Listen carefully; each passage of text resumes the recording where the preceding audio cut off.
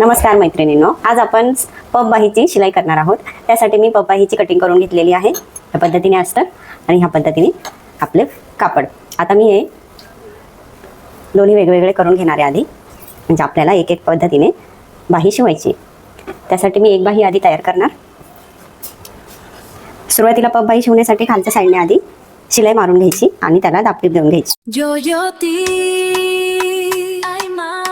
हे पलटी करून त्याला व्यवस्थित अशी दापटीप देऊन घ्यायची, म्हणजे आपल्याला पप हे शिलाई करता येणार आहे। आता साईडने पण पूर्ण शिलाई मारून घ्यायची। कापड आधी घोळ पडणार नाही हे बघून घ्यायचा आणि तो व्यवस्थित शिलाई करायचा।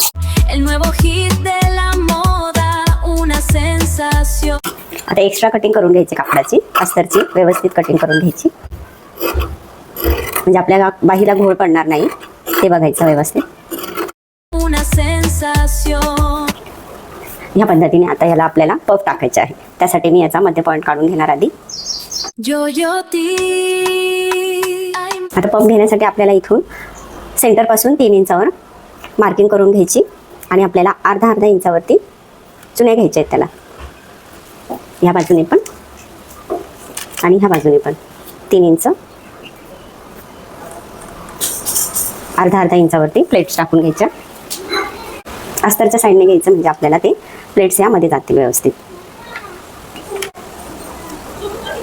ह्या पद्धतीने ह्या सेंटर पर्यंत प्लेट्स आल्या पाहिजे। छोट्या छोट्या अशा प्लेट्स टाकायच्या।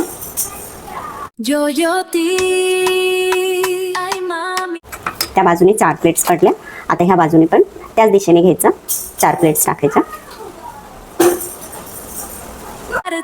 Pura creación, Jyoti Creative.